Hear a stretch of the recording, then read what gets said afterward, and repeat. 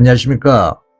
과거 우리 믿음의 조상들 가운데 마지막 때의 예언과 관련해서 표상적인 인물과 사건들이 있습니다. 그 인물의 신앙적 성향과 과거의 사건들을 통해서 오늘날 21세기 시대에 성취될 예언들을 상고해 보겠습니다. 먼저 말씀을 보겠습니다. 말라기서 2장 5절에서 6절입니다.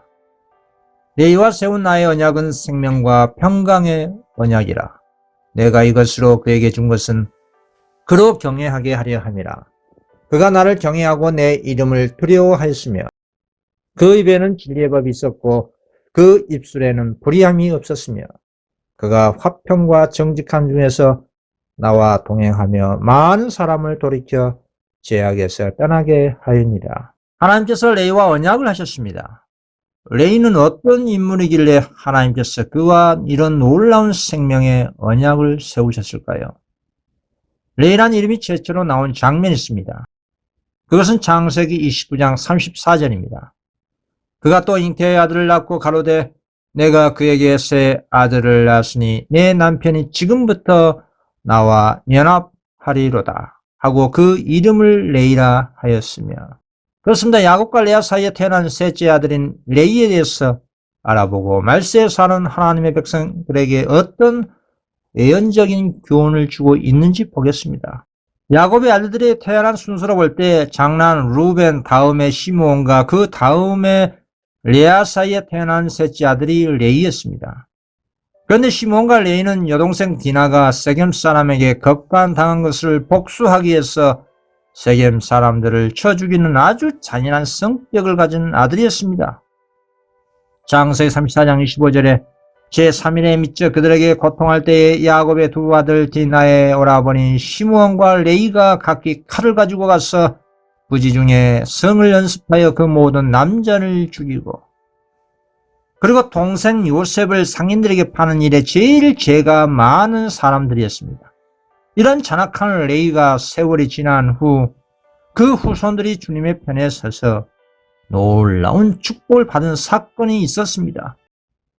그 사건이 모세가 시내산에 입산 후 시내 광야에서 이스라엘이 집단으로 금송아지 숭배하는 대배교가 있었습니다. 모세가 십계명을 주님께로 받으러 산에 올라간 사이 40일이 지나도록 내려오지 않자 백성들이 불안하고 초조해진 것입니다. 백성들은 모세가 돌아오기를 애타게 기다리고 있었습니다. 이스라엘 백성들은 왜 모세를 불안스럽게 애타게 기다리고 있었을까요? 그들을 인도하신 분은 하나님이신데 왜 인간 지도자 모세에게 그토록 의지를 할까요? 그렇습니다. 백성들은 애굽에 있을 때에 물질로 형상화된 우상 신들에 너무나 익숙해 있었기 때문에 눈으로 볼 수 없는 존재를 신뢰한다는 것은 너무 어려운 일이었습니다. 그래서 백성들은 자신들의 연약한 신앙을 유지하기 위해서 모세를 의지해 왔었던 것입니다. 여러분, 오늘날도 마찬가지입니다. 오늘날 영적 이스라엘 백성들도 인간 종교 지도자들에게 너무나 의지를 많이 합니다. 인간에게 신앙적으로 의지를 하게 되면 결국 참된 신앙의 기쁨을 누릴 수가 없습니다. 오늘날 목사에게 신앙적으로 의지하면 믿음이 자라나겠습니까? 그렇게 인간에게 의지하면 믿음이 결코 성장할 수가 없습니다.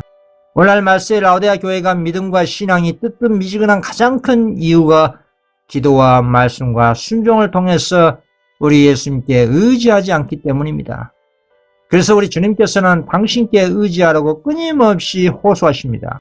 이사야 27장 5절, 그리하지 아니할 것 같으면 나의 힘을 의지하고 나와 합친하며 나로 더불어 화친할 것이다. 이사야 50장 10절, 너희 중에 여호와를 경외하며 그 종의 목소리를 청중한 자가 누구냐?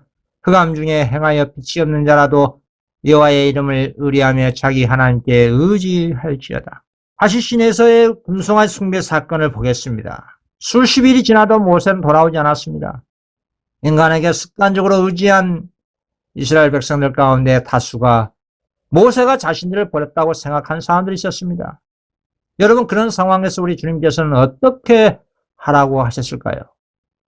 우리는 그 기다리는 시간 동안 하나님의 율법을 명상하고 우리 자신들에게 더 주실지도 모를 하늘의 계시를 받을 마음의 준비를 갖추고 있는 그런 거룩한 시간이 되어야 하는 것입니다. 그러나 백성들은 그렇게 하지 않았습니다. 무법천지가 되고 말았습니다. 대다수 백성들은 가나안으로 가든지 아니면 애굽으로 돌아가기로 결정했습니다. 애굽으로 돌아가자고 한 다수의 사람들은 애굽 사람들이 신의 상징으로 존경한 송아지가 있었는데 그 소의 형상을 만들어서 애굽으로 돌아가면 애굽 사람들이 자신들을 반겨 좋아할 것이라고 제안했던 겁니다. 참으로 지나간 역사이지만 얼마나 한심한 일입니까? 우리 주님께서는 그러한 믿음 없는 이스라엘 백성들을 위해서 당신의 임재를 눈으로 보고자 하는 그들의 갈망을 해소시켜주기 위해서 구름 기둥과 불 기둥으로 그들을 인도하셨습니다. 그리고 그 백성들 앞에는 아직도 하나님의 임재를 나타내는 구름 기둥이 있었습니다. 그런데 완악한 그 백성들의 마음은 애굽으로 돌아가서 보이지 않는 하나님의 영광을 소의 형상으로 나타내고 싶었던 것입니다.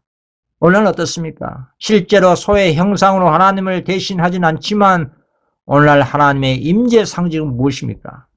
구름 기둥과 불 기둥을 대신하는 그 무엇이 하나님의 임재를 증거할까요? 그것은 오직 성경입니다. 가장 확실한 것이 하나님의 증거의 진리의 말씀입니다. 그리고 제2의 성경이라는 처정계입니다. 이사야 8장 20절 마땅히 율법과 증거의 말씀을 쫓을지니 그들이 말한 바가 이 말씀에 맞지 아니하면 그들이 정령의 아침빛을 보지 못하고 라고 했습니다. 이 진리의 말씀보다 더 확실한 주님을 증거하는 것이 우주천지에 어디 있겠습니까? 그래서 우리 주님께서 말씀하셨습니다. 마태복음 5장 18절 진실로 너희에게 이르노니 천지가 없어지기 전에는 율법의 1.1획이라도 반드시 없어지지 아니하고 다 이루리라. 결국 이성을 잃은 이스라엘 백성들은 아론의 장막에 때로 모여서 다음과 같이 아론을 겁박을 합니다. 출애굽기 32장 1절입니다. 백성이 모세가 산에서 내려옴이 더딤을 보고 모여 아론에게 이르러 가로되 일어나라 우리를 인도할 신을 우리를 위하여 만들라. 이 모세 곧 우리를 애굽 땅에서 인도하여낸 사람 어찌 되었는지 알지 못함이라 라고 항의하면서 구름 기둥을 대신할 소의 형상을 만들어 달라고 강요한 것입니다. 그리고 소의 형상을 만들어서 애굽으로 돌아가면 애굽 사람들이 자신들을 반겨줄 것이라고 한 것입니다. 이렇게 이성을 잃은 대중들의 소요 사태에 만약 여러분들이 아론과 같은 입장이라면 어떻게 하시겠습니까? 대다수의 군중들의 강요에 못 이겨서 금송아지를 만들어 주시겠습니까? 아니면 하나님의 십계명 두 번째 계명인 우상을 만들지 말라는 계명에 따라 주님의 편에 서서 단호히 그 백성들을 경고하시겠습니까? 출애굽기 10장 4절 5절입니다.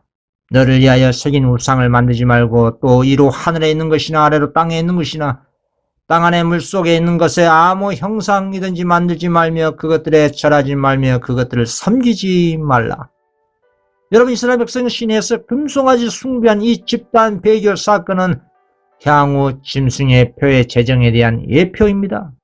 대다수 사람들이 천재지변으로 인해서 세상의 경제가 황폐화되고 인간 세상이 지금보다 더 살기가 힘들어지면 하나님의 진노하심을 달래기 위해서 일요일을 공적 경배일로 법으로 제정해서 온 세상의 사람들 하여금 하나님께 경배드리면 하나님의 진노가 진정될 것이라는 그런 이상한 논리로 사람들의 양심을 억압하고 강요할 것입니다. 그게 성경 예언에 나타나 있습니다. 계시록 13장 15절 17절입니다. 제가 건설을 받아 그 짐승의 우상에게 생기를 주어 그 짐승의 우상으로 말하게 하고 또 짐승의 우상에게 경배하지 아니한 자는 며칠든지 다 죽이게 하더라. 제가 모든 자 곧 작은 자나 큰 자나 부자나 빈궁한 자나 자유한 자나 종들로 그 오른손에나 이마에 표를 받게 하고 누구든지 이 표를 가진 자 외에는 매매를 못하게 하니 이 표는 곧 짐승의 이름이나 그 이름의 수라. 여러분 다시 그때 금송아지 숭배 사건 상황을 돌아가서 보겠습니다. 그러나 참으로 안타까운 현실은 그런 위기 가운데 영적 지도자가 하나님 편에 서서 하나님의 영광을 높이기보다는 사람들의 인기와 자신의 개인적 안전을 더 중요시 한다는 것입니다. 물론 그때의 충성한 적은 무리들이 하나님이 싫어하시는 우상을 만드는 것은 하나님께 죄를 지은 것이니 그런 우상을 만들지 말라고 용감하게 지적한 사람들이 있었습니다. 그러나 그 소수의 적은 무리들은 이성을 잃은 대다수의 공격을 받고 생명을 잃고 말았습니다. 오늘날도 대다수의 대중들의 여론에 사람들이 부안해동합니다. 마땅히 율법과 증거의 말씀으로 판단하지 못하고 대다수의 사람들의 여론의 눈치를 보고 그릇된 결정을 하게 됩니다. 대다수의 백성들이 금송아지 반역에 가담한 연고로 아론도 성난 백성들의 요구를 단호히 뿌리치지 못하고 결국 그들의 요구대로 금송아지를 만들어 주기 위해서 이렇게 지시합니다. 출애굽기 32장 2절입니다. 아론이 그들에게 이르되 너희 아내와 자녀의 기에 금고리를 빼어 내게로 가져오라. 모든 백성이 그 기에서 금고리를 빼어 아론에게로 가져오매. 참으로 슬픈 사건이지요. 주님의 은혜를 동생인 모세와 함께 풍성하게 받은 아론이 이성 이른 군중들에게 겁을 먹고 믿음과 신앙이 무너지는 모습입니다. 하나님께서 당신의 율법을 당신의 백성에게 선포하고 계신 동안에도 사단은 그 백성을 유혹해서 죄를 짓게 하고자 이런 식으로 음모를 꾸미고 있었던 것입니다. 사단은 하나님께서 선택하신 이 백성을 우상 숭배로 인도하여 모든 예배의 효력을 훼손하려고 한 것입니다. 사람이 자기 자신보다 높지 못한 것이나 자기 손으로 만든 어떤 상징물로 우상 숭배를 한다면 결코 향상할 수 없다는 것을 사단은 잘 알고 있었습니다. 오늘날 마지막 때도 교회 안에서나 세상에서 믿음 있고 건의 있는 자리를 차지하고 있는 사람들이 세속의 욕망에 굴복하고 대중들의 불합리한 요구에 굴복하고 우유부단한 아론 같은 사람들이 얼마나 많이 있습니까? 그런 우유부단한 아론 같은 사람들이 위기가 닥치면 하나님의 진리의 편에 서기보다는 대다수의 사람들의 편에 서서 자기 안전을 먼저 생각하고 행동합니다. 그러나 그런 사람들은 결코 하나님의 인을 받을 수가 없습니다. 특히 아론은 더 큰 죄를 지었습니다. 이성을 잃은 대중들의 요구에 굴복해서 애굽의 송아지 형상을 보고 만들고 난 이후에 아론은 이렇게 선포합니다. 출애굽기 32장 4절입니다. 아론이 그들의 손에서 그 고리를 받아 부어서 각도로 새겨 송아지 형상을 만드니 그들이 말하되 이스라엘아 이는 너희를 애굽 땅에서 인도하여 낸 너희 신이로라 하는지라. 이 얼마나 무서운 배도입니까? 하나님께서 당신의 임재 상징인 구름기둥과 불기둥으로 그 우면 인간들을 인도하셨습니다. 그리고 금신상을 만들기 전에 며칠 전까지만 해도 이브리 사람들은 하나님과 더불어 주님의 계명을 순종하겠다고 엄숙한 언약을 세운 적이 있었습니다. 이스라엘 백성은 시내산 앞에서 공포에 떨면서 너는 나 외에는 다른 신들을 내게 있게 말지라 하시는 주님의 놀라운 음성을 들었습니다. 그런데 며칠이 지나지 않아 그들이 하나님과 세운 언약을 파기하고 말았습니다. 여러분 오늘날 어떻습니까? 하나님과의 언약을 우린 잘 지키고 있을까요? 아니면 주님께서 성취시킬 그 새 언약을 참으로 마음으로부터 믿고 있는지요? 아론은 더 나아가서 금신상을 백성들이 좋아하는 것을 보고 금신상 앞에 제단을 쌓고 충격적인 이런 선포를 합니다. 출애굽기 32장 5절입니다. 아론이 보고 그 앞에 단을 쌓고 이에 공포하여 가로되 내일은 여호와의 절일이라 하니 이 성을 이는 백성들은 32장 6절입니다. 이틀날에 그들이 일찍 일어나 번제를 드리며 화목제를 드리고 앞에서 먹고 마시며 일어나서 뛰놀더라. 여호와의 절이라는 구실하에 백성들은 부절제한 폭식과 경박한 환락에 스스로 빠져들어갔습니다. 사단은 이처럼 이스라엘로 하여금 주님을 멸시하고 모독하게 만듦으로 그들을 멸망시키려고 계획한 것이었습니다. 백성들이 그처럼 완전히 타락했기 때문에 하나님께서 그 백성들이 멸망하도록 버려 두실 것이라고 사단은 믿었습니다. 그래서 하나님께 대한 지식을 보존할 약속의 자손과 그 자손을 통해 그리스도가 오셔서 사단을 정복하시고 되어 있는 하나님의 구속의 계획과 목적을 좌절시키려고 계획했던 것이었습니다. 그러나 비록 이스라엘 백성은 죄가 많았지만 멸망당하지 않았습니다. 고집스럽게 사단의 편에 가담했던 사람들은 죽임을 당했지만 겸비하고 회개한 백성은 자비롭게 용서되었습니다. 이 범죄 역사는 우상 숭배의 흉악함과 그 형벌을 증언하는 동시에 하나님의 공의에 오래 참으시는 은혜에 대한 영원한 증거가 될 것입니다. 오늘날 기독교 예배에서 아론의 금송아지 축제 예배 같은 모습이 어떤가요? 교회당 내부에서 사람의 감정을 흥분시켜서 세속적인 춤과 노래를 부르는 축제 예배가 과연 하나님께 대한 경건하고 거룩한 경배가 되겠습니까? 음악과 악기가 거룩한 예배를 경건하게 만드는 역할을 하는 것은 대단히 중요하지만 문제는 하나님께 영광 안 되는 세속적인 음악과 경박한 춤으로 사람들의 감정을 흥분시키는 것을 지적하고 있는 것입니다.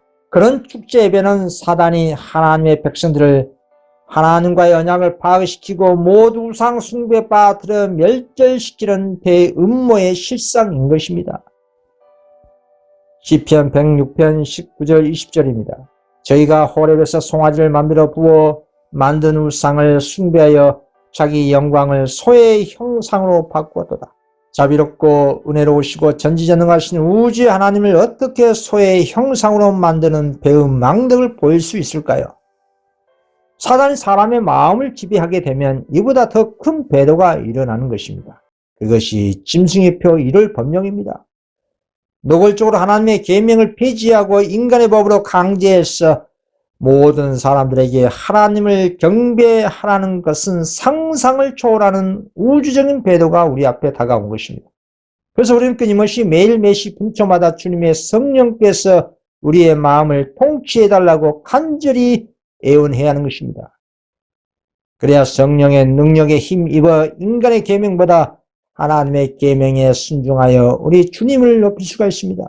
산에 있던 모세는 이스라엘 진영에서 일어난 배도에 대한 경고를 주님께로부터 듣고 지체 없이 하산하라는 지시를 받았습니다. 출애굽기 32장 7절입니다. 여호와께서 모세에게 이르시되 너는 내려가라 내가 애굽 땅에서 인도하여 낸 너 백성이 부패하였도다 하였다고 말씀하셨습니다. 온 우주가 시내산 밑에서 일어난 이 배도의 장면을 목격했습니다. 두 개의 통치 방식에서 하나님의 정부와 사단의 정부 사이에 현저한 대조가 보였습니다. 죄 없는 우주의 다른 세계의 주민들은 사단의 배도의 결과와 만일 사단이 지배권을 행사해서 하늘에 세웠을 정부가 어떤 종류의 것임을 볼 수 있게 된 것입니다. 하나님 백성과 더불어 세우신 주님의 언약이 무효가 되고 말았습니다. 그리고 주님께서는 모세에게 이런 말씀하십니다. 출애굽기 32장 10절입니다. 그런즉 나대로 하게 하라. 내가 그들에게 진노하여 그들을 진멸하고 너로 큰 나라가 되게 하리라. 주님께서는 왜 배도한 백성들을 진멸하고 모세의 나라를 세우겠다고 하셨을까요? 만일 하나님께서 이스라엘을 멸망하시기로 뜻을 정하셨다면 누가 그 배도한 백성들을 위해 강구할 수 있겠습니까? 오늘날 하나님을 떠나거나 주님을 모르는 죄인들이 당할 멸망에 빠지도록 내버려둔다면 그 죄인들의 운명은 어떻게 되겠습니까? 그냥 그들은 영원한 둘째 사망입니다. 그러나 그 악인들의 핏값을 누구에게 찾을까요? 그렇습니다. 경고를 하지 않은 파수꾼들에게 찾는 것입니다. 에스겔 33장 6절에서 7절입니다. 그러나 파수꾼이 칼이 임함을 보고도 나팔을 불지 아니하여 백성에게 경고치 아니하므로 그 중에 한 사람이 그 임하는 칼에 제함을 당하면 그는 자기 죄악 중에서 제함받으려니와 그 죄를 내가 파수꾼의 손에서 찾으리라. 인자에 내가 너로 이스라엘 족속의 파수꾼을 삼음 이와 같으리라. 그런즉 너는 내 입의 말을 듣고 나를 대신하여 그들에게 경고할지어다. 그렇습니다. 주님께서 애굽의 소처럼 완고한 백성들을 진멸시키고 모세 자기만을 구원해 주시겠다고 제안하실 때 그 제안을 받은 모세는 어떤 생각을 했을까요? 좋아했을까요?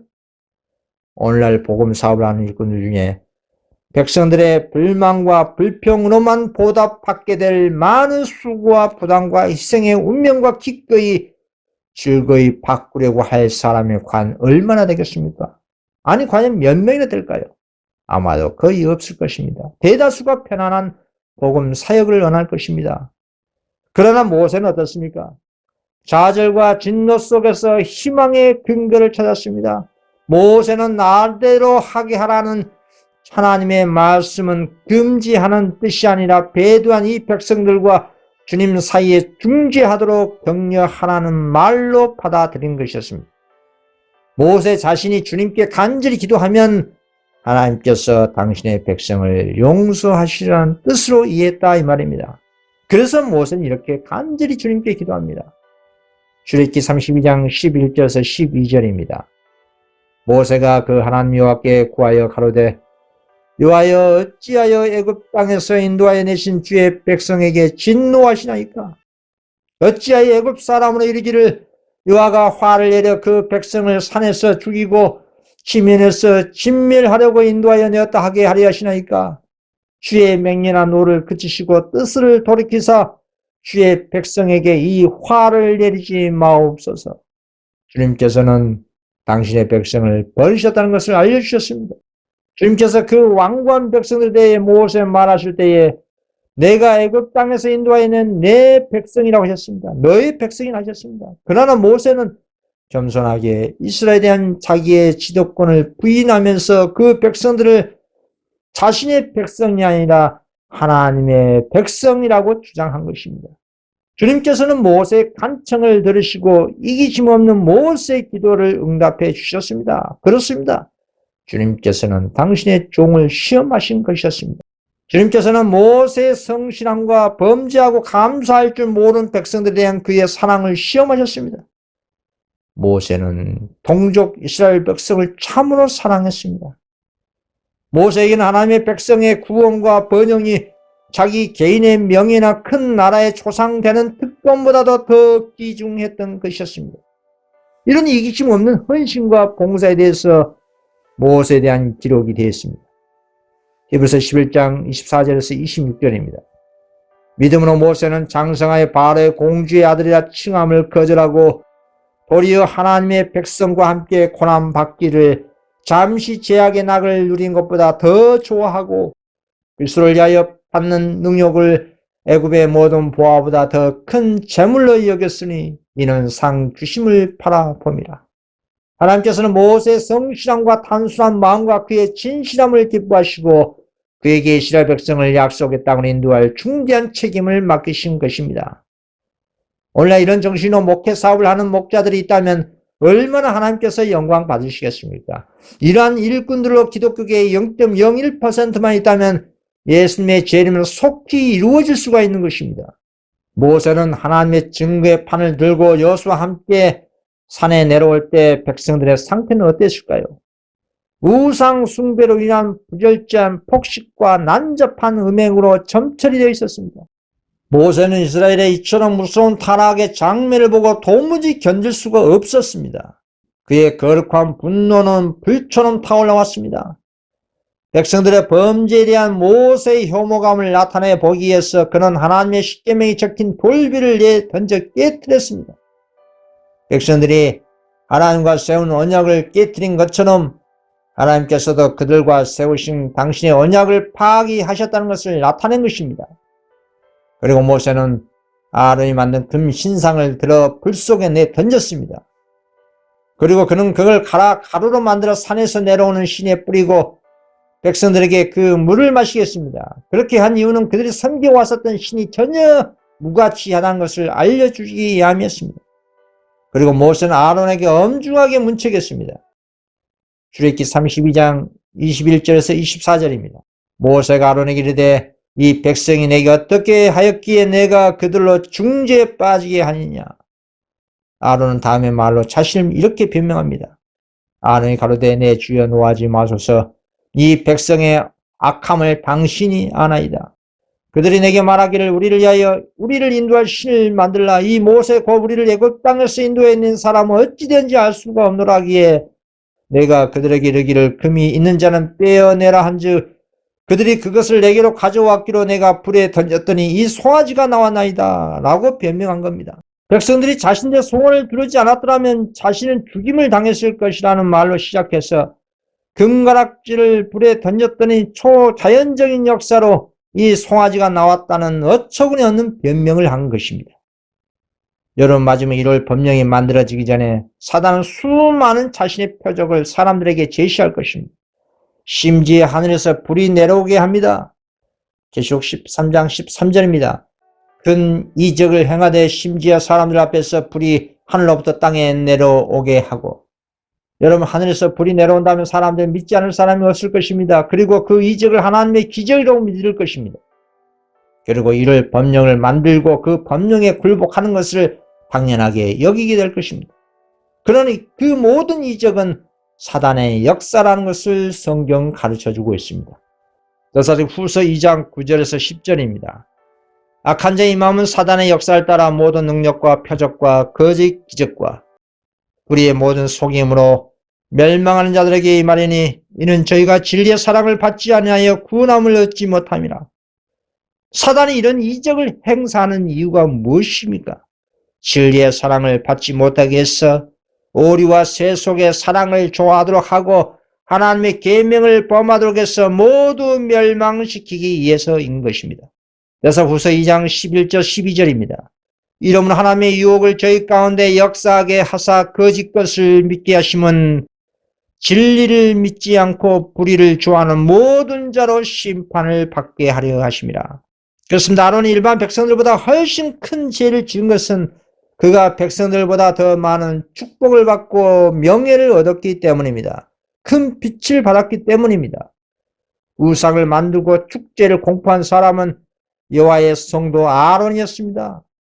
이스라엘 이를 범정도 하나님을 믿노라는 기독교인들, 특히 천주교와 개신교 지도자들이 앞장서서 이교 정치 세력과 연합을 해서 짐승의 범령을 만들 것을 예표하는 것입니다. 아론이 백성들의 요구에 굴복해서 앞장서서 금신상을 만들어 백성들로 하여금 우상 숭배하도록 유도하는 것처럼 말세에도 백성들의 요구에 힘입어 종교 지도자들과 이정자들이 앞장서서 이룰 법령을 만들게 될 거라 이 말입니다. 그러나 이 모든 예언의 성취의 조건은 셋째 천사 기별의 경고가 하나님의 능력으로 온 세상에 가감하게 선포되는 것입니다. 그때야 끝이 이르게 되는 겁니다. 그래서 오늘날 셋째 천사 기별을 믿는 성도들이 열심으로 하나님의 능력에 힘입어 마지막 이 경고의 기별을 세상에 전파하고 전해하는 것입니다. 주님께서는 당신의 복음의 일꾼들이 교회의 암과 세상에 있는 악을 신실하게 책망하는 것으로 자신들의 충성심을 온 우주에 나타내기를 바라십니다. 마지막 복음의 사명자들은 아론처럼 우유부단하거나 군중에 부하 내동하는 기회주의자가 되지 말아야 할 것입니다. 여자의 남은 자손은 흔들지 않는 성실성을 가지고 하나님의 마지막 복음 사업을 마음과 목숨과 뜻과 힘을 다해 수행해야 한다 이 말입니다. 주님께서 배도한 이스라엘 백성들 하여금 멸망을 면할 수 있게 하셨지만 그들의 배도는 마땅히 벌을 받아야 했습니다. 아론의 승인으로 그 백성들의 반역이 신속하게 분쇄되지 않는다면 더욱더 사악해져서 마침내 그 민족을 돌이킬 수 없는 파멸 속으로 떨어지게 할 것입니다. 그래서 그 같은 문둥병과 같은 죄악을 가차없이 신속하게 엄격하게 몰아내야 하는 것입니다.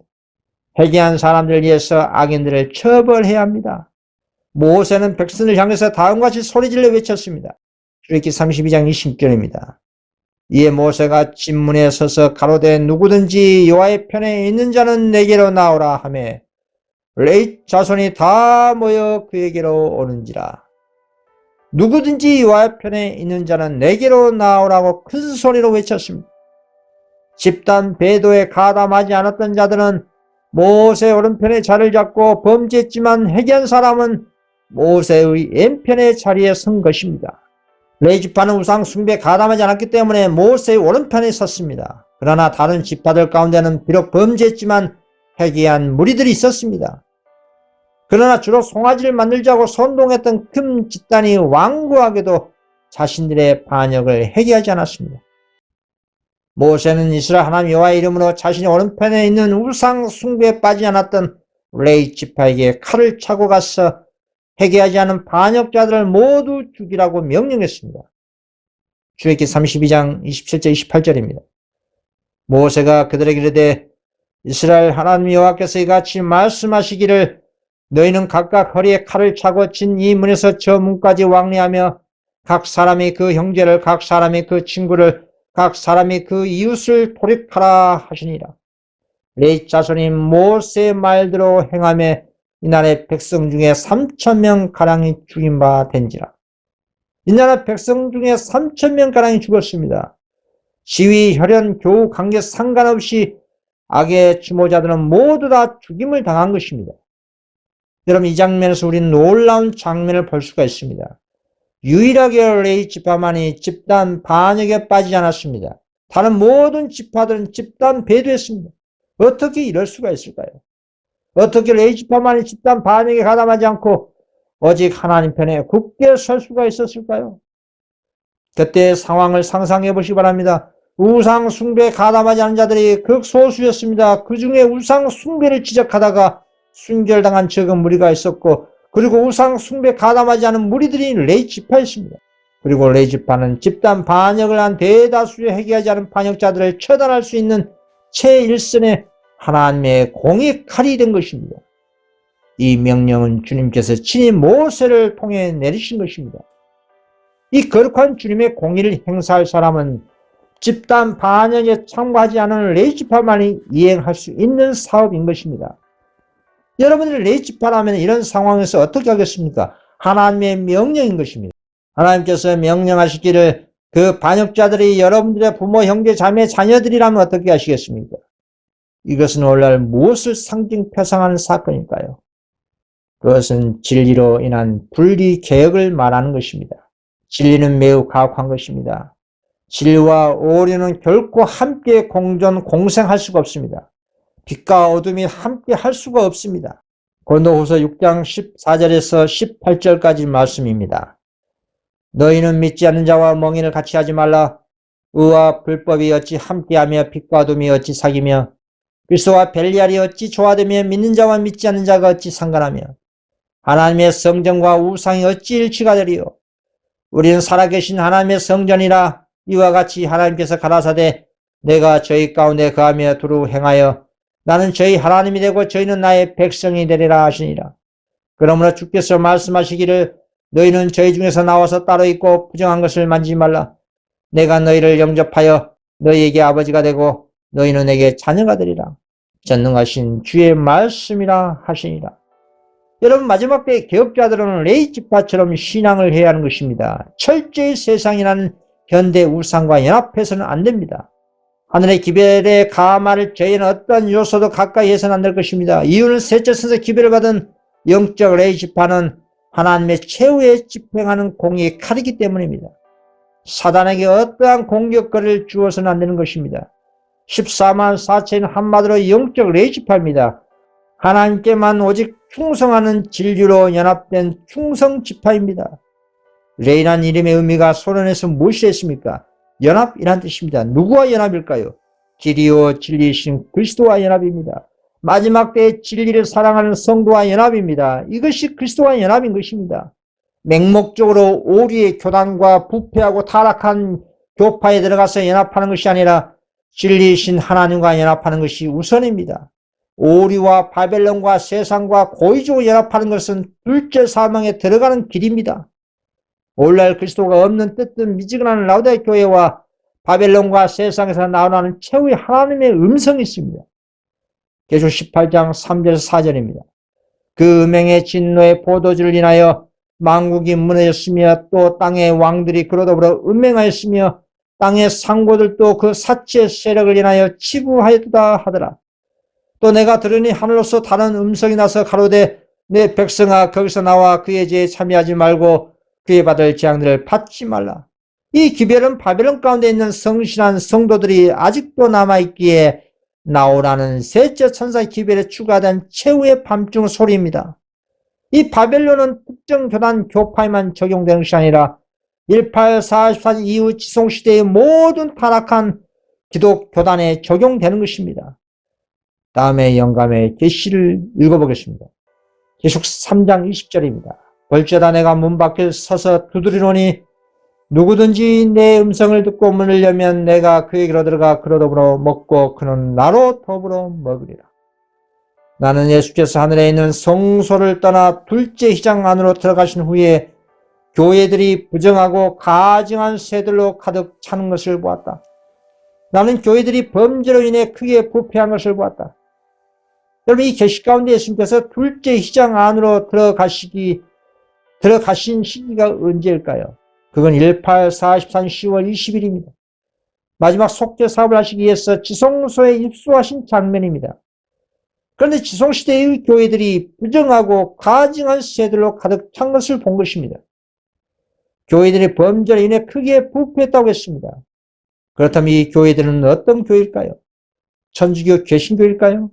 그런 교단들은 이미 지성소의 문이 열리기 전에 종교 암흑 시대와 계시록 14장의 첫째, 둘째 천사 기별을 거절한 연고로 바벨론 송고를 이미 받은 상태입니다. 그래서 지성소 시대의 교회가 이 말씀에 적용되는 것입니다. 셋째 천사 기별을 믿노라는 재림교회와 개혁운동 교단이 1차적으로 적용되고 천주교와 개신교 기타 다른 교파들에 적용되는 것입니다. 추가로 좀 더 읽어보겠습니다. 그런데도 교인들은 그리스도인하고 공헌하고 있다. 하나님께서는 그들의 공헌과 기도와 권면들을 가증히 여기신다. 하나님께서는 그들의 모임을 눈여겨보지 않으신다. 그들은 아무 양심의 가책도 느끼지 않고 이기심과 자만과 자부심을 행사한다. 여러분, 라우데 교회 안에 주님께서 문 밖에 계신다고 하셨습니다. 볼지어다 내가 문 밖에 서서 두드리니. 하나님께서는 그들의 공헌과 기도와 권면들을 가증히 여기시고 그들의 모임을 눈여겨보지 않으신다는 겁니다. 원래도 사람들은 라우데 교회 안에서 하나님의 형상을 찾으려고 합니다. 그러나 성경 그곳에 주님께서 안 계신다고 분명히 말씀하고 계십니다. 그러면 주님께서는 어디에 계실까요? 당신의 자녀들이 당신의 계명을 지키고 하나님을 사랑하는 사람들이 두세 명일지라도 진리로 연합하여 모인 곳에 함께 하신다고 하신 것입니다. 마태복음 18장 20절 두세 사람이 내 이름으로 모인 곳에 나도 그들 중에 있느니라. 그래서 영적 레이지파는 14만 사진 여자의 남은 자손은 오리와 타락한 곳에 그리고 뜨뜻미지근한 교회와 연합할 수가 없다는 것입니다. 계속해서 영감의 계시를 보겠습니다. 그들은 이 모든 악행들을 종교의 구실 아래서 행하고 있다고 천사가 말했다. 나는 명목상의 교회들의 자만한 상태를 봤다. 하나님께서는 그들의 생각 속에 거하시지 않으신다. 그들의 육적인 마음은 자아로 가득 차 있으며 그들은 죽을 수밖에 없는 그들의 초라한 육체를 자아 만족과 향락으로 창식하고 있다.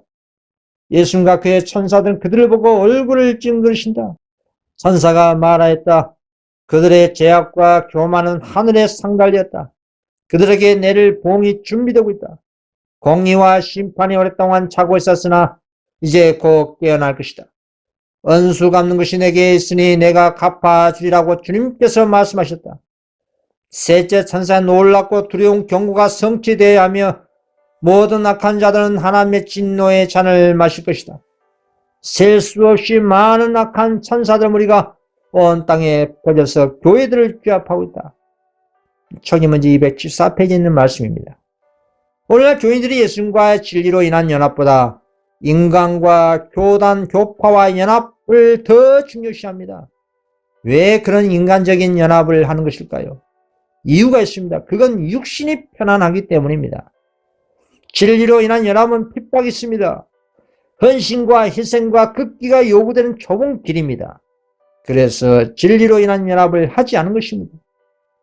여러분 다시 모세 시대로 돌아가서 보겠습니다. 3,000명 가량이 처단되어 우상 숭배 사건을 수습되자 모세는 레위지파에게 너희가 여호와께 헌신하리라고 했습니다. 출애굽기 32장 29절입니다. 모세가 이르되 각 사람이 그 아들과 그 형제를 쳤으니 오늘날 여호와께 헌신하게 되니라. 그가 오늘날 너희에게 복을 내리시리라. 모세는 이 헌신한 레위인들을 위해서 여호와께 복을 내리시라 하며 축복했습니다. 언제나 하나님께 헌신한 자들은 주님께서 친히 성별하여 주심을 볼 수가 있습니다. 예수님께서 이렇게 말씀하셨습니다. 마태복음 10장 36절 사람 연수가 자기 집안 식구라 아비나 어미를 나보다 더 사랑한 자는 내게 합당치 아니하고 아들이나 딸을 나보다 더 사랑한 자도 내게 합당치 아니하고 또 자기 십자가를 지고 나를 쫓지 않는 자도 내게 합당치 아니하리라. 그렇습니다. 레위지파는 주님의 명령대로 가차없이 혈육과 친구와 교우에게 어떠한 인간적인 동정심을 나타내지 않고 주님의 명령을 즉각적으로 이행했습니다. 이것이 오늘날 그리스도와 사단 간의 선악 간의 전쟁의 중요한 핵심이 되는 것입니다. 여러분 인간적인 정 때문에 혈육적인 정 때문에 진리를 깨달은 사람이 전진하지 않거나 분리개혁하지 않으면 결국 현실과 타협을 할 수밖에 없는 것입니다. 그러한 인간적인 정은 십자가에 못 박지 못한 것 때문에 아담도 하와의 말을 듣고 하나님의 법을 고의적으로 범하고 사단의 말에 순종한 것입니다. 그래서 예수님께서는 아비나 어미를 나보다 더 사랑하는 자는 내게 합당치 아니하고 아들이나 딸을 나보다 더 사랑하는 자도 내게 합당치 아니하다고 하신 것입니다. 여러분, 아브라함이 왜 믿음의 조상인지 보십시오. 아브라함은 주님의 말씀에 순복해서 이삭을 모리아 산의 번제단에 바쳤습니다. 이것이 하나님을 참으로 사랑한다는 증거인 것입니다.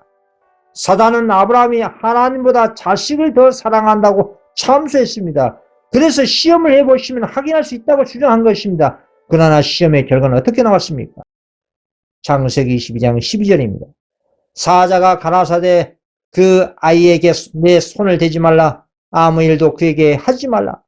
내가 내 아들 내 독자라도 내게 아끼지 아니했으니 내가 이제야 내가 하나님을 경외하는 줄을 아노라. 이 같은 믿음이 오늘날 영적 레지파의 예수 믿음인 것입니다. 14만 사진에 부합하는 영적 레지파가 될 자격이 있는 것입니다. 자기 십자가를 지고 어린 양이 어디로 가더라도 쫓아가는 여자의 남은 자손의 모습인 것입니다. 여러분, 다시 시내산의 광경을 보십시오. 시내산에서 금송아지 숭배하는 집단 반역으로 인해서 공의 집행은 하나님의 명령이었습니다. 이 무서운 심판을 수행할 레지파는 하나님의 권위를 가지고 주님의 선고를 집행했습니다. 물론 오늘날 사람들은 분별 없이 자신들의 동료들을 함부로 판단하거나 정지하지 않도록 조심해야 할 것입니다. 그러나 하나님께서 악행에 대한 주님의 선고를 집행하도록 명령하실 때는 인간은 자고면하지 않고 즉각적으로 순종해야 하는 것입니다. 이 회개하지 반역자를 처단하는 고통스러운 공의 집행을 하는 레지파 사람들은 하나님의 명령에 순종함으로써 자신들이 반역과 우상 숭배를 중화한다는 것을 나타내고 참 하나님을 더 잘 섬기기 위해서 자신을 헌신하게 되는 것입니다. 그래서 주님께서는 레지파를 특별히 구별하셔서 그들의 충성을 영광스럽게 하셨습니다. 레지파의 결단과 충성과 절대 복종은 하나님을 어떻게 섬겨야 하는지를 우리에게 보여주는 좋은 예로 볼 수가 있는 것입니다. 그런데 레지파에게 회개하지 않은 반역자들에게 처단하는 명령을 내는 그 이유가 무엇이 됐습니까? 레지파만이 금송아지 숭배에 가담하지 않았기 때문입니다. 우상 숭배에 가담했다가 회개한 사람들에게 반역자를 처단하라고 하면 그들은 자신들이 우상 숭배에 가담한 전력이 있기 때문에 용기를 가지고 자신들의 혈육과 이웃을 칼로 죽일 수가 없는 것입니다. 그래서 주님께서는 우상 숭배에 일체 가담하지 않은 레지파에게 그 막중한 사명을 부여하신 것입니다. 오늘날 우리에게 주신 교훈이 한 번 죄에 탐닉하고 회개하고 또 죄를 짓고 반복적으로 죄를 짓게 되면 결코 그런 믿음과 정신으로는 사단과 세상과 자신의 자아를 이길 수 없을 뿐더러 7장 가운데 야곱의 환난을 통과할 수가 없다는 뜻입니다. 금송아지 우상에 가담한 많은 무리들이 스스로 회개하고 용서함을 받았지만 주님의 막중한 사명을 이행은 할 수가 없다는 것입니다. 도덕적으로 타격을 받았기 때문입니다. 그 사명은 오로지 우상 숭배에 일체 가담하지 않은 레지파만이 반역자들을 처단할 수가 있었던 것입니다. 이것은 7장 가운데 야곱의 환난을 통해 사단과 최후의 일전이 될 것을 예표하고 있는 것입니다. 7장의 상황은 성령이 물러나고 사단이 회개하지 않은 모든 사람들의 정신을 지배한 상황입니다. 이런 상황에서 하나님의 계명을 믿음으로 지키는 여자의 남은 자손은 짐승과 짐승의 우상과 짐승의 표를 거절한 유일한 하나님 편에 있는 소수의 사람들입니다. 하늘 지성소에서 나오신 우리의 중보자 되신 그리스도께서는 더 이상 중보하지 않습니다. 왜냐하면 모든 보석들이 헤아려 구원받을 성도들의 수가 찼기 때문입니다. 그렇다면 이러한 사단이 지배한 지구의 상황에서 여자의 남은 자손은 어떻게 사단을 이길 수가 있겠습니까? 예시를 통해 살펴보겠습니다. 야곱이 야복 강가에서 그리스도와 더불어 씨름하여 이길 수 있는 비결은 무엇이었습니까? 그것은 야곱의 겸비와 회개와 항복을 통해서 하나님을 이긴 것입니다. 야곱이 과거 자신이 지은 죄에 대해서 사전에 철저하게 회개하지 않았다면 그는 사단의 멸망의 밥이 되었을 것입니다. 예수를 충동해서 야곱을 향해 군대를 진군시킨 것과 똑같은 그런 상황이 사단이 칠장 속에 화날 때에 악인들을 선동해서 하나님 백성들을 죽이고자 한다 이 말입니다. 야곱을 비난했던 것 같이 똑같이 사단은 하나님의 백성을 참수한 일에 전력을 다하는 것입니다. 왜냐하면 이 지구 세상이 자신의 것으로 확신하기 때문인 것입니다. 그러나 하나님의 계명을 지키는 적은 우리는 사단의 재산권을 단호히 거부합니다. 만일 사단이 여자의 남은 자손을 세상에서 제거해 버릴 수만 있다고 하면 사단의 승리는 완성될 수가 있는 겁니다. 사단은 여자의 남은 자손을 유혹해서 범죄케 한 죄를 정확하게 기억하고 있습니다. 그래서 그 죄를 하나님의 천사들 앞에 가장 크게 과장해서 제시합니다. 사단 자신이 하나님의 은총을 받지 못하도록 제거된 것처럼 여자의 남은 자손들도 똑같이 제거되어야 마땅하다고 주장한 것입니다. 그리고 주님께서 그들의 죄는 용서해 주시면서 자기와 자기 부하들을 멸망시키는 것은 불공평한 일이 할 수 없다고 주장한 것입니다. 사단은 그들이 자기에게 사로잡힌 자들이라고 주장하고 여자의 남은 자손을 자신의 손에 넘겨주고 멸망시킬 수 있게 해달라고 요구한다 이 말입니다. 하나님의 백성들이 범죄한 것에 대해서 사단이 비난하기 때문에 주님께서는 여자의 남은 자손을 끝까지 시험하도록 사단에게 허락하십니다. 이런 상황에서 하나님을 의지하는 남은 자손의 확신과 믿음과 견인불발의 정신은 격렬하게 시험을 받습니다. 과거를 해고할 때 자신들의 희망은 사라질 정도로 격렬한 내적 고민과 고통을 받습니다. 이것이 야곱의 환난입니다. 왜냐하면 그들의 온 생의 선을 찾아볼 수 없기 때문입니다. 자신들의 연약함과 무가치함을 완전히 깨닫습니다. 사단은 남은 자손의 상태가 절망적이고 그들의 오점이 영을 씻어 볼 수 없다는 생각을 갖게 해서 믿음을 파괴시키고 자신의 유혹에 굴복해 해서 하나님께 대한 충성을 버리게 하고자 전력을 다합니다. 하나님의 백성들이 자신들을 죽이고자 열광하는 원수들에게 에워싸일지라도 하나님의 남은 성도들이 겪는 고민은 진리에 당하는 핍박을 두려워하기 때문에 생긴 것이 아닙니다. 자신들의 어떤 흠과 결점 때문에 내가 나의 인내의 말씀을 지켰은즉 내가 또한 너를 지켜 시험의 때를 면하게 하리라는 주님의 약속을 성취시키지 못하지 않을까 하고 두려워하는 거룩한 고민인 것입니다. 만일 자신들이 용서를 받았다는 보증만 얻을 수가 있다면 그들은 고문이나 죽음 앞에서도 이축당하지 않을 것입니다. 그러나 7장 속에 야곱의 환난 속에 용서를 받았다는 보증이 전혀 없는 것입니다. 그러나 자신들이 만일 무가치함이 입증되고 자신들의 품성의 결함 때문에 생명을 잃어버리게 되면 거룩하신 하나님의 이름이 치욕을 당하게 될 것을 괴로워한 것입니다. 여자의 남은 성도는 세상 각처에서 대반역의 활동을 목격한 장면을 보고 이렇게 내적으로 심한 고민을 합니다. 성도들의 마음에는 그 큰 반역을 그치게 하고 악인들의 사악한 행위를 근절시키고자 하는 열렬한 욕망, 애타는 심정이 타오릅니다. 그리고 자신들의 기도가 즉시 응답받지 못할지라도 믿음을 버리지는 않습니다. 비록 극심한 불안과 공포와 고통으로 괴로움을 받을지라도 하나님의 성도들은 기도하는 일을 그치지 않습니다. 그 상황에서는 오직 기도 외에는 다른 할 일이 없는 겁니다. 마치 야곱이 천사를 붙잡고 놓지 않은 것처럼 그들은 하나님의 능력을 붙잡고 당신이 내게 축복하지 아니하면 가게 하지 아니하겠나이다 라고 부르짖게 되는 그런 기도를 하게 됩니다.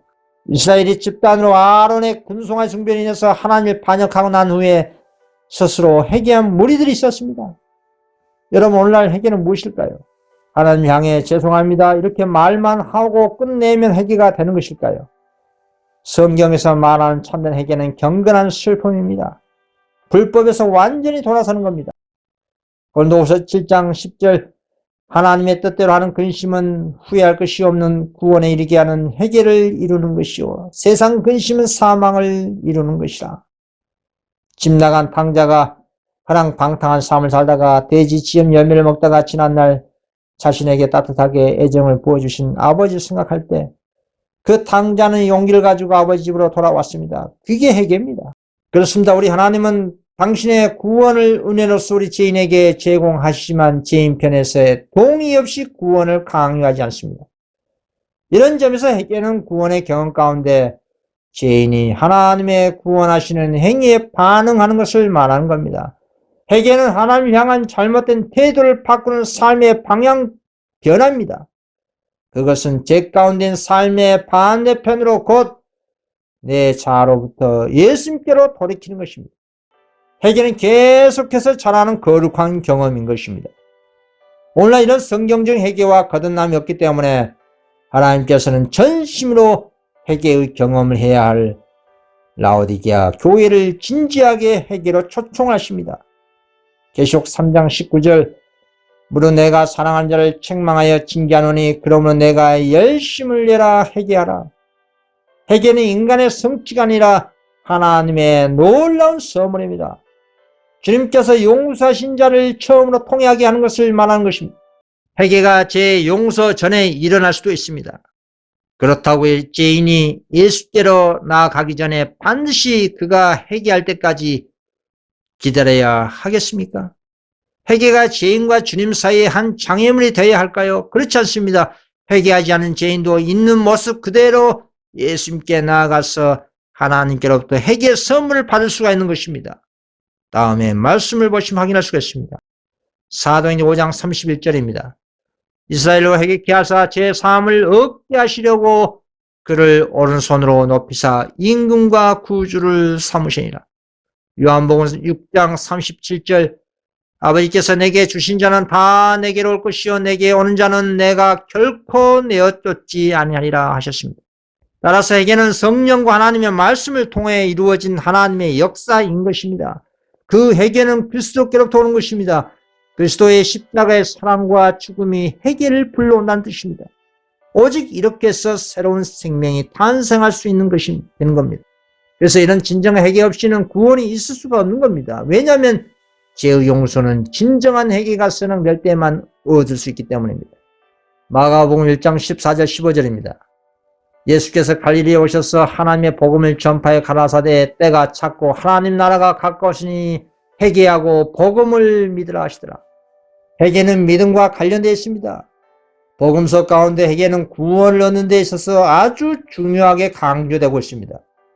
바울은 회개에 대해서 이렇게 설교했습니다. 사도행전 20장 20절 21절입니다.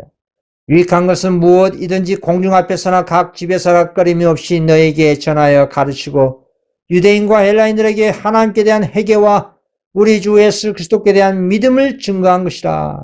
개혁이 수만됨이 없는 회개 없이는 구원함이 없습니다. 의심이 없는 죄인은 그 마음으로 의를 믿을 수가 없는 겁니다. 이런 회개 자체는 우리 자신의 공로는 아무것도 없습니다. 다만 잃어버린 죄인의 유일한 소망이시며 유일한 구세주로서 그리스도를 받아들이기 위하여 그 마음을 준비시킬 뿐입니다. 죄인이 하나님의 거룩한 율법을 바라볼 때에 우리 자신이 범한 죄들이 자기 자신에게 밝히 드러나고 양심을 깨우치게 되고 정죄함을 받습니다. 그러면 우리가 살기 위해서는 어떻게 해야 할까요? 우리의 유일의 안위와 소망은 칼바리 십자가를 바라보는 데 있는 겁니다. 우리는 하나님의 약속의 말씀을 믿음으로 과감하게 주님을 붙잡을 때에 우리에게 위로와 화평이 찾아오게 되는 것입니다. 인위적이고 피상적인 회개는 죄의 결과만을 후회하고 죄 자체에 대해서는 슬퍼하지 않습니다. 에서와 가르 유다 같은 죄의 결과만을 슬퍼하는 그런 행위를 말하는 것입니다. 그래서 회개는 철저하고 진지해야 하는 것입니다. 참된 회개자는 자신이 저지른 죄에 대한 책임을 받아들이고 진정한 회개의 기쁨을 맛보게 될 것입니다. 주님께서는 큰 빛을 받은 사람일수록 매일 회개하기를 요구하십니다. 누가복음 12장 47절에서 48절 말씀입니다. 주인의 뜻을 알고도 예비치 아니하고 그 뜻대로 행치 아니한 종을 많이 맞을 것이요 알지 못하고 맞을 일을 행한 종은 적게 맞으리라. 물이 많이 받은 자에게는 많이 찾을 것이요 많이 맡은 자에게는 많이 탈락할 것이라. 받은 빚이 클수록 회개의 깊이와 넓이도 큰 법입니다. 아론이 바로 그런 입장인 것입니다. 아론은 자신이 받은 빚에 비례해서 도리어 죄를 크게 지었습니다. 하나님께로부터 큰 빚을 받고 중대한 책임을 지고 있는 이치에 있는 사람은 더 큰 회개가 필요한 것입니다. 그러나 그런 막중한 이치에 있는 사람이 죄를 짓고 회개를 건성으로 한다는 화를 면하지 못할 것입니다. 사단은 많은 사람들로 하여금 하나님께서 그들의 일상생활 사소한 일에 나타나는 불성실을 관가에 버리실 거라고 믿게끔 합니다. 그러나 주님께서는 야곱에 대한 태도로서 당신은 절대로 죄악을 시인하거나 묵인하지 아니하실 것이라는 사실을 보여주셨습니다. 죄를 핑계하거나 숨김으로 그것을 고백하지 않고 용서받지 않은 채 하늘의 기록에 남겨둔 모든 사람은 사단에게 정복당할 것입니다. 요한일서 1장 9절 만일 우리가 우리 죄를 자백하면 저는 미쁘시고 의로우사 우리 죄를 사하시며 모든 불의에서 우리를 깨끗게 하실 것이요. 자신들의 신앙 고백이 크면 클수록 그들의 지위가 높으면 높을수록 하나님의 안목에는 그들의 행위가 더욱 가증하게 보이고 그들의 큰 언수의 승리는 더욱 확실해질 것입니다. 하나님의 나라에 대한 준비를 게을리하는 자들은 환난의 때나 그 이외의 어떤 기간에 그 준비를 할 수가 없습니다. 이러한 모든 사람들의 경우는 희망이 전혀 없을 것입니다. 우리들은 우리가 빛을 가진 동안의 빛 가운데 행동해야 합니다. 그렇게 하지 않을 때 흑암의 세력에게 지배를 받게 되는 것입니다.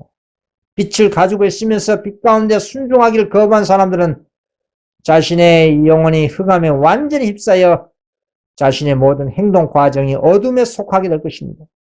그래서 우리 주님께서 이렇게 말씀하십니다.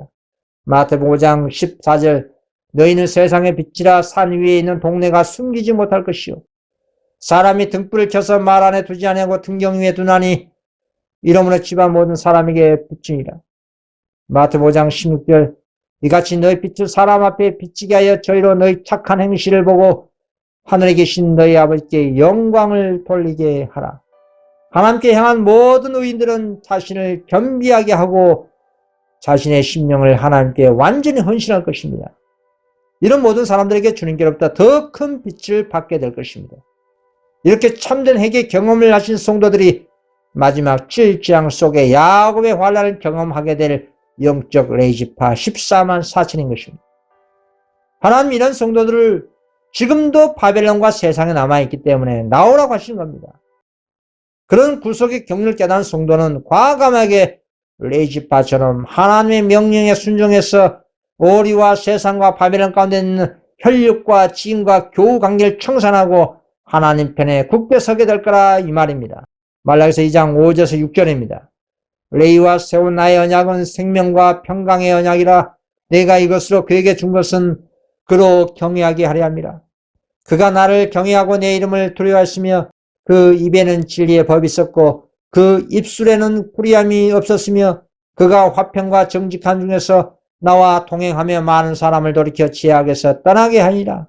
여러분 이스라엘이 시딤에 머물 있을 때에 이스라엘 모압 여자들과 음행을 하고 우상 숭배를 한 연고로 주님께서 이스라엘에게 진노하셨습니다. 주님께서 모세에게 바알에게 숭배한 백성의 두령들을 잡아 태양을 향해 주님 앞에 목매어 처형하여야 주의 진노가 이스라엘을 떠난다고 했습니다. 이 소식을 전해 들은 이스라엘 자손은 온 회중이 회막문에서 울고 있을 때에 모세와 온 회중의 목전에서 이스라엘 족장 시므니와 미디안 창기 고스비가 진영에서 음행을 했습니다. 이때 아론의 손자 비냐스가 의분이 일어나 손에 창을 들고 음행한 시므니와 미디안 창기 고스비 두 사람을 죽인 연고로 인해서 연병이 이스라엘 진영에서 그쳤습니다. 그리고 레이지파인 비냐스에게 하나님이 어떤 축복이 임했습니까? 민수기 25장 11절에서 13절입니다. 제사장 아론의 손자 엘리야스 아들 비냐스가 나의 질투심으로 질투하여 이스라엘 자손 중에서 나의 노를 돌이켜서 나의 질투심으로 그들을 진멸하지 않게 하여도다. 그러므로 말하라. 내가 그에게 나의 평화의 언약을 주리니 그와 그 후손에게 영원한 제사장 직분의 언약이라. 그가 그 하나님을 위하여 질투하여 이스라엘 자손을 속게 하였습니다. 레이지파에게 영원한 제사장 직분이 부여된 것입니다. 오늘날 제사장이라는 목사직이 너무 자격 없는 사람들에게 손쉽게 주어진 것을 보면 교훈하는 바가 클 것입니다. 제사장 직분은 하나님의 계명을 충성하고 예수 증거를 가진 여자의 남은 자손에게 부여되는 주님께서 친히 임명하신 제사장인 것입니다. 그들이 영적 레이지파 14만 4천인 것입니다. 이들은 하늘 보좌에서 밤낮 하나님을 섬기는 최측근입니다. 베드로전서 2장 9절입니다. 오직 너희는 택하신 족속이요 왕같은 제사장들이요 거룩한 나라요 그의 소유된 백성이니 이는 너희를 어두운 데서 불러내어 그의 귀한 빛에 들어가게 하신 자의 아름다운 덕을 선전하게 하려 하십니다. 계시록 7장 15절입니다. 그러므로 그들이 하나님의 보좌 앞에 있고 또 그의 성전에서 밤낮 하나님을 섬김에 보좌에 앉으시니가 그들 위에 장막을 치시리니. 여러분, 개국 이래로 그때까지 없던 환란의 때가 21세기 이 시대에 닥쳐올 것입니다. 오늘날 우리가 예상했던 나라와 나라 사이는 전쟁이나 온역, 사회 불안, 천재 지멸을 통해서 당하는 환란이 가벼운 것이라고 할 수 있지만 성경 예언에 계시된 우리 앞에 다가올 질장과 야고의 환란이기는 그렇지 않습니다. 가장 자세하게 묘사해도 그 시련의 크기를 여실하게 표현할 수가 없습니다. 그 환란의 때에 각 사람은 자신의 힘으로 하나님 앞에 서야 합니다. 에스겔 14장 10절 비록 노아, 다니엘, 욥이 거기 있을지라도 나의 삶을 두고 맹세하노니 그들은 자녀도 건지지 못하고 자기의 의로 자기의 생명만 건지리라. 우리의 대제사장이신 그리스도께서 우리를 위하여 속죄하고 계시는 이 조사 심판 이때에 오늘날 우리는 그리스도 안에서 완전해지고자 노력해야 합니다. 우리 주님께서는 비록 생각으로도 사단의 유혹에 힘에 굴복당하지 않으셨습니다. 우리 주님께서는 이 세상 임금이 오겠습니다. 그러나 저는 내게 강개할 것이 없다고 말씀하셨습니다. 사단은 하나님의 아들에게 승리를 얻을 수 있는 길을 전혀 발견할 수가 없었습니다. 우리 주님께서는 당신의 아버지 계명을 온전히 지키셨기 때문에 사단이 당신과 관계할 것이 없다고 하신 것입니다. 이것이 야곱의 환난 때에 서게 될 여자의 남은 자손으로 반드시 나타나야 할 상태인 것입니다. 사도 요한은 계시 가운데 하늘에서 큰 음성으로 하늘과 그 가운데 거하는 자들이 즐거워하라. 그러나 땅과 바다는 화했을진저 이는 마귀가 자기의 때가 얼마 못된 줄을 알므로 크게 분노해 너희에게 내려갔습니다 하였습니다. 사단의 분노의 시간이 단축되어 감에 따라 사단의 악행은 격렬해질 것입니다. 사단의 악의 절정에 달한 이유가 여자의 남은 자손이 전한 재림을 촉진하는 셋째 천사 기배의 확산 때문입니다.